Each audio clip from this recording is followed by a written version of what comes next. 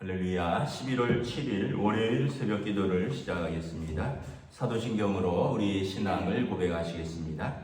나는 전능하신 아버지 하나님 천지의 창조주를 믿습니다. 나는 그의 유일하신 아들 우리 주 예수 그리스도를 믿습니다.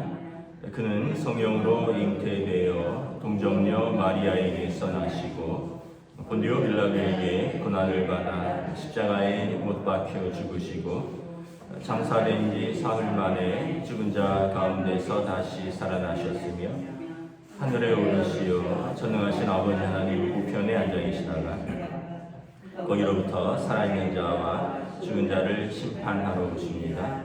나는 성령을 믿으며 거룩한 공교회와 성도의 교제와 죄를 용서받는 것과 몸의 부활과 영생을 믿습니다. 아멘. 찬송가 407장 찬양하시겠습니다. 찬송가 407장입니다.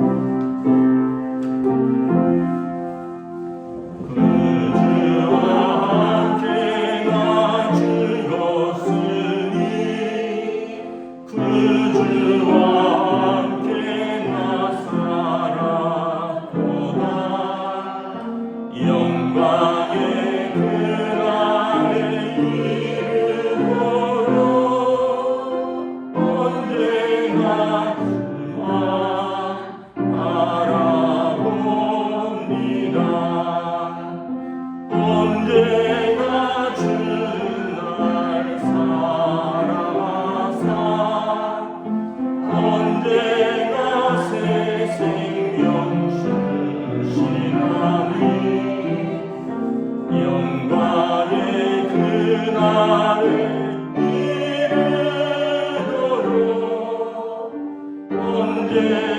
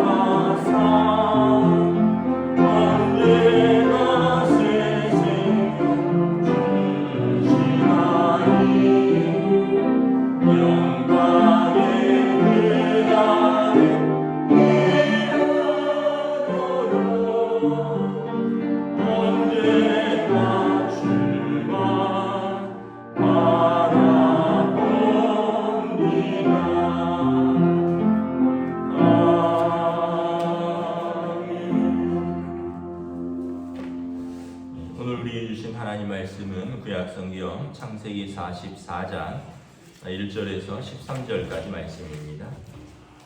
창세기 44장 1절에서 13절까지 말씀입니다. 다 찾으신 줄 알고 저 여러분들이 한 절씩 교도하도록 하겠습니다. 요셉이 그의 집 청지기에게 명하여 이르되 양식을 각자의 자루에 운반할 수 있을 만큼 채우고 각자의 돈을 그 자루에 넣고 또 내잔 은잔을 그 청년의 자루 아귀에 넣고 그 양식과 돈도 함께 넣으라 하되 그가 요셉의 명령대로 하고 아침이 밝을 때 사람들과 그들의 나귀들을 보내니라. 그들이 성읍에서 나가 멀리 가기 전에 요셉이 청지기에게 이르되 일어나 그 사람들의 뒤를 따라가서 그들에게 이르기를 너희가 어찌하여 선을 악으로 갚느냐? 이것은 내 주인이 가지고 마시며 늘 점치는 데 쓰는 것이 아니냐? 너희가 이같이 하니 악하도다 하라. 청지기가 그들에게 따라가서 그들에게 말하되 그들이 그에게 대답하되 내 주여 어찌 이렇게 말씀하시나이까? 당신의 종들이 이런 일은 결단코 아니하나이다. 우리 자루에 있던 돈도 우리가 가나안 땅에서부터 당신에게로 가져왔거늘 우리가 어찌 당신의 주인의 집에서 은금을 도둑질하니까? 당신의 종들 중 누구에게서 발견되든지 그는 죽을 것이요 우리는 내 주의 종들이 되리이다. 그가 이르되 그러면 너희 말과 같이 아니다. 그것이 누구에게든 발견되면 그는 내게 종이 될 것이요 너희는 죄가 없으리라. 그들이 각각 급히 자루를 땅에 내려놓고 자루를 각기 푸니 그가 나이 많은 자에게부터 시작하여 나이 적은 자에까지 조사하며 그 잔이 베냐민의 자루에서 발견된지라. 함께 읽습니다. 그들이 옷을 찢고 각기 짐을 나귀에 싣고 성으로 돌아가니라. 아멘. 할렐루야. 또 새로운 한 주, 새로운 하루가 시작됩니다. 우리 주님 주시는 은혜와 평강이 가득한 복된 시간 되시기를 축복합니다. 이제 오늘 말씀에 보면 이제 요셉의 형제들이 요셉의 집에서 잘 대접받고 이제 곡식을 다시 사서 아버지에게로 돌아가는데 1절에 보면 요셉이 청지기에게 명령합니다.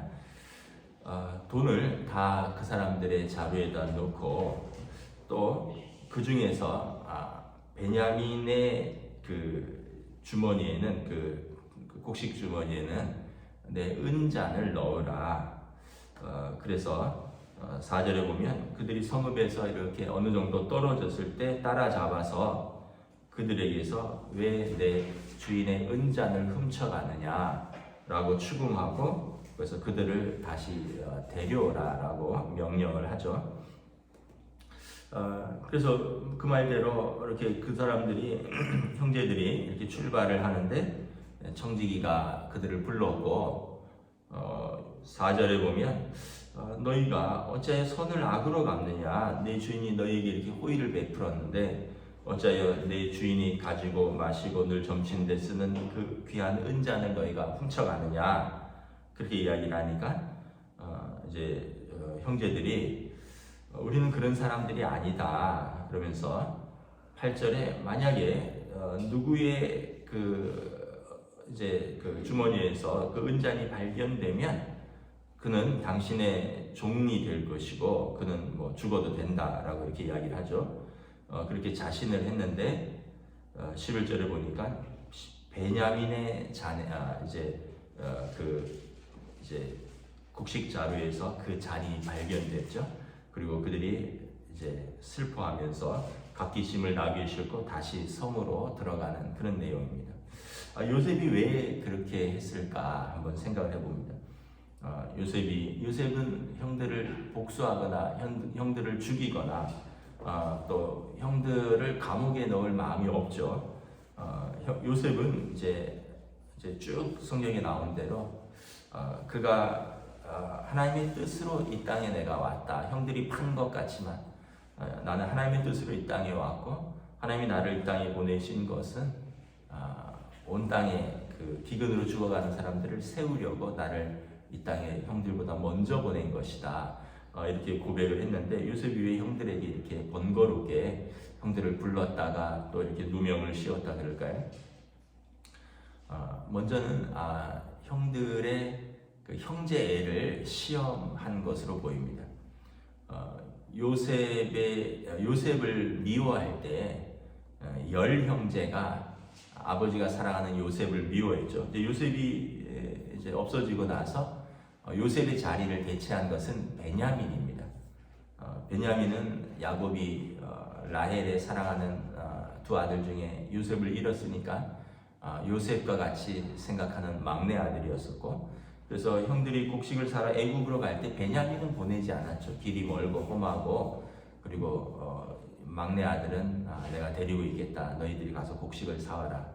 그러면서 아마 요셉의 마음속에 혹시 형들의 마음에 아직도 서로에게 미움이 남아 있는가? 형들이 나를 미워했던 것처럼 베냐민을 미워하진 않는가? 베냐민은 요셉의 아우죠. 그리고 어머니가 같죠. 그래서 베냐민을 미워하는 마음이 있는가를 좀 요셉이 보고자 했던 것 같아요. 형들이 이제 나이도 들고 또 아까 회개하는 모습도 보았는데 그럼에도 불구하고 그들의 관계는 어떠한가 한번 시험을 했던 것 같아요. 그런데 그 보니까 13절에 그들이 옷을 찢고 각기 짐을 지고 나귀에 싣고 성으로 돌아갑니다.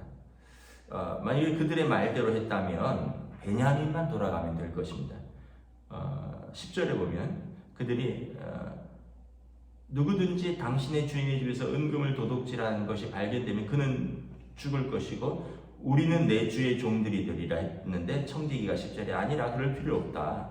누구에게서든지 발견되면 그 사람만 종이 되면 된다. 너희는 죄가 없다 하면서 베냐민의 그 자루에서 발견됐으니까 베냐민만 종이 되면 되는 거죠. 형들은 그 길을 떠나면 되는 거죠. 그런데 형들은 아니다. 우리가 같이 책임지겠다 하고 돌아가는 모습을 보입니다. 그리고 이제 그 돌아가서는 나중에 유다가 내가 남을 테니 내가 종이 되겠습니다. 베냐민 대신에 내가 종이 되겠습니다. 그러면서 베냐민은 돌려보내 주십시오. 이렇게 이야기를 합니다. 다시 말하면 그 테스트를 통과한 거죠. 여러분 우리가 인생에 있어서 때때로 이제 시험을 통과해야지 다음 단계로 넘어가는 일이 있습니다. 시험을 통과 못하면 그냥 늘 그 자리에 머물러야 됩니다. 그것이 뭐 학생들은 시험을 통과해야지 뭐 중간고사를 봐야 되고 기말고사를 봐야지 그 다음 학기로 넘어가고 또 뭐 수능을 봐야지 또 대학에 들어가고 뭐 이런 단계들이 있죠. 근데 그 단계들을 못 넘으면 그 과정을 통과하지 못하는 것입니다. 요셉의 인생에서도 계속 시험이 있었죠. 이제 보디발의 집에서 여주인의 유혹을 넘어가는 시험, 또 그가 감옥에서 또 신실했어야 했던 그런 시험들, 사람들이 잊어버렸어도 그가 인내하면서 기다릴 수 있는 그런 시험들. 요셉의 형제들도 이제 그런 시험을 맞이하는 것입니다. 누구나 다 시험을 맞이하는 거죠. 시험을 통해서 우리는 더 강해지죠. 시험이 없으면 내 상태가 어떤지 알 수가 없어요. 시험을 봐야지 내가 점수가 이렇구나, 내가 이 부분이 연약하구나, 그래서 좀 더 노력해야겠구나, 이 부분은 내가 충분히 했구나, 이걸 알 수 있는 거죠. 시험이 없으면 그 사람의 상태를 알 수 없는 거죠. 여러분 왜 믿음의 사람들에게 시험이 있을까요? 시험을 통해서 내 믿음을 알아보는 거죠. 그리고 시험을 통해서 내가 어느 정도 준비가 됐는지 어느 정도 성숙했는지 알 수 있는 거죠. 그래서 여러분들에게도 또 저에게도 인생을 살면서 계속 시험이 있어요. 야고보서에 보면 우리가 능히 이길 시험 외에는 주지 않는다라고 말씀하셔요. 그 얘기는 어떤 의미냐면 성령님이 우리와 함께 하셔서 그 시험을 넘을 힘을 함께 해주신다는 의미고, 또 우리가 믿음으로 능히 그 시험을 넘을 수 있다는 얘기예요. 하나님께서 주신 시험은 우리를 죽이려는 시험이 아니에요. 오늘 요셉이 형제들에게 주는 시험은 뭐냐면 감옥에 넣으려고 하는 시험이 아니에요. 비록 만약에 형제들이 이 시험에 통과하지 못했다 그래도 요셉이 형들을 벌 주려고 했던 것은 아닌 것 같아요. 형들의 그 형제 애를 좀 알아보기 위한 시험인 거죠. 우리가 어떤 시험에 통과하지 못했다 그래서 그것으로 인해서 우리가 죽기를 원하시는 건 아니에요. 하나님, 우리가 시험을 통과하고 더 강한 사람이 되고 더 성숙한 사람이 되고 더 믿음의 사람이 되기를 원하는 거죠. 그래서 우리에게 시험을 주실 때는 그 시험을 이길 힘도 주시고 그 시험에서 우리와 동행하시고 함께 하시는 성령님의 능력을 의지하면서 시험을 넘어야 되는 거죠. 그런데 시험을 못 넘으면 어떻게 되느냐? 늘 그 자리에 남아있는 거죠. 오늘 보면 형제들이 그 시험을 통과합니다. 동생 베냐민의 고난은 곧 우리의 고난이다. 그리고 베냐민이 없어지면 아버지에게 살 소망이 끊어진다. 우리가 돌아가서 곡식 밥 먹는 게 무슨 의미가 있느냐? 먹고 살려고 이 곡식을 사가는 건데 우리가 베냐민을 잃고 돌아가면 아버지가 낙심해서 괴로워하다가 식사도 못하시고 돌아가시면 그 곡식을 사가는 게 무슨 의미가 있느냐? 그러면서 그들이 다시 돌아간다는 거죠. 그래서 그들이 시험을 이렇게 통과하는 것을 볼 수 있습니다. 또 하나는 여러분 그 사랑의 크기는 희생의 크기입니다. 우리가 이렇게 보면 이제 형제들이 베냐민을 이제는 아끼고 또 사랑하는 것을 볼 수가 있습니다. 그래서 그들이 각기 함께 그 짐을 지기 위해서 함께 그 고난을 받기 위해서 자발적으로 돌아갑니다. 나중에 유다는 베냐민은 보내주소서, 내가 아버지에게 생명을 걸고 약속한 동생입니다. 아버지는 그 아들을 잃으면 살 수가 없습니다. 내가 대신 잡히고 내가 대신 볼모가 되고 내가 대신 종이 되겠습니다 라고 이야기를 해서 요셉의 마음을 감동시키죠. 여러분 우리가 흔히 말하는데 사랑의 크기는 뭐냐면 희생의 크기예요. 여러분 그 남녀가 이렇게 사랑을 하는데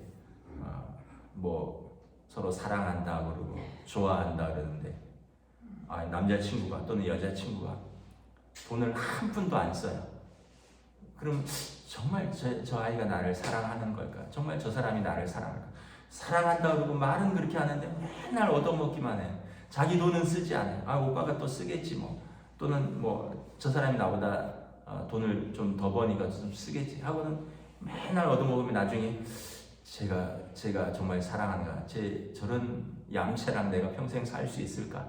이런 마음이 들지 않겠습니까? 여러분들도 그렇지 않을까요? 만약에 친구가 있는데 친구라고 그러는데 평생 돈 한 번 쓰지 않고 맨날 신세만 져요. 맨날 얻어만 먹어요.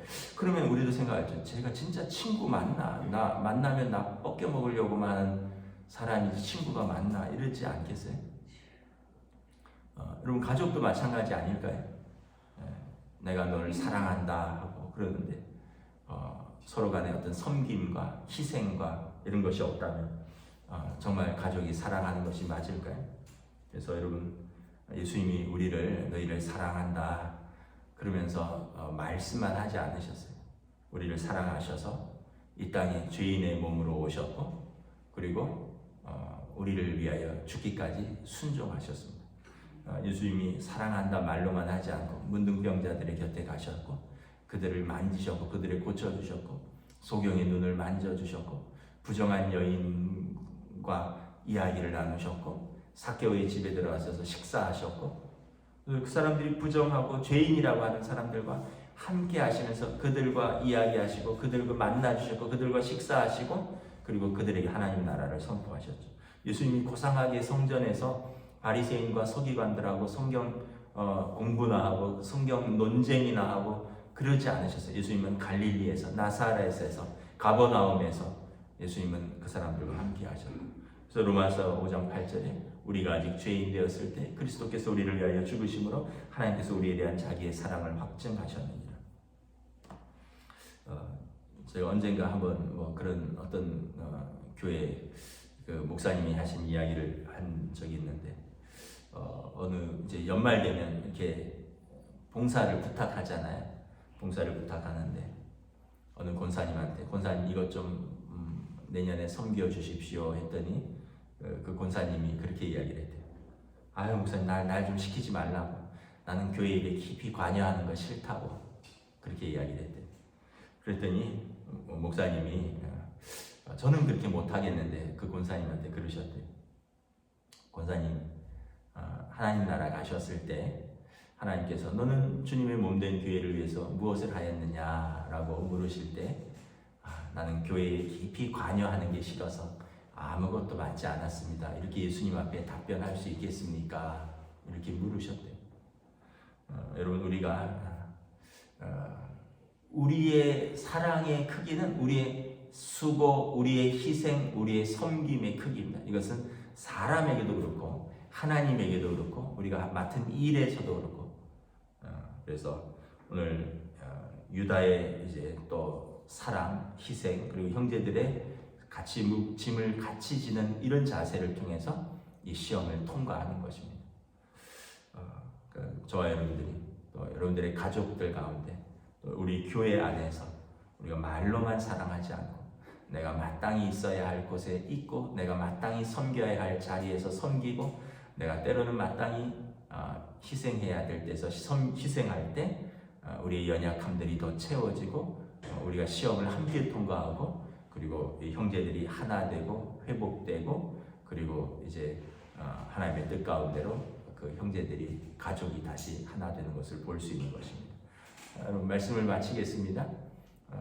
저도 그렇고 여러분들도 그렇고 시험 좋아하는 사람이 없어요.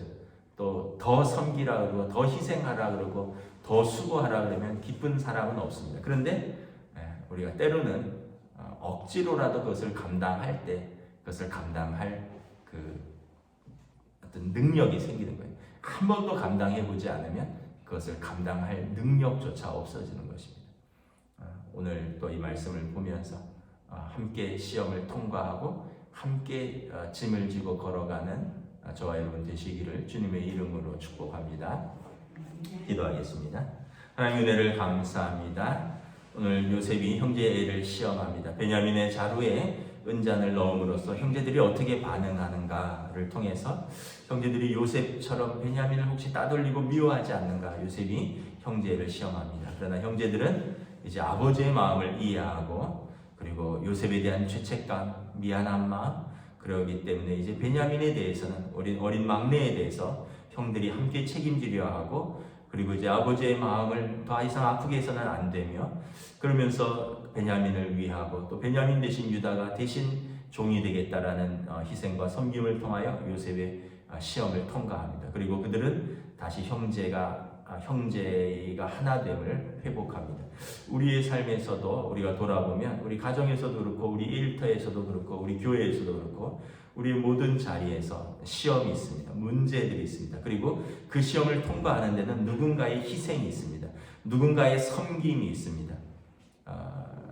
더 연약한 자를 더 성숙한 자가 섬기고, 더 사랑이 많은 자, 더 은혜를 받은 자가 하나님의 은혜와 더 연약한 자들을 섬김으로 통해서 그들과 함께 짐을 지고 하나 되는 모습들을 바라봅니다. 우리 가정에서 맡은 책임도 있고, 때로는 우리 교회에서 우리가 맡은 자리도 있습니다.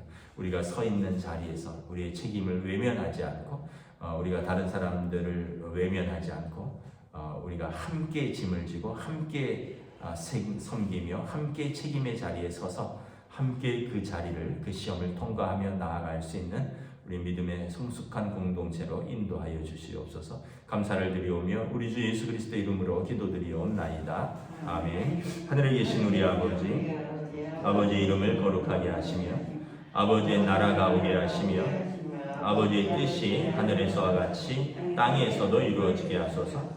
오늘 우리에게 경할 양식을 주시고 우리가 우리에게 잘못한 사람을 용서하여 준 것 같이 우리 죄를 용서하여 주시고 우리를 시험에 빠지지 않게 하시고 악에서 구하소서.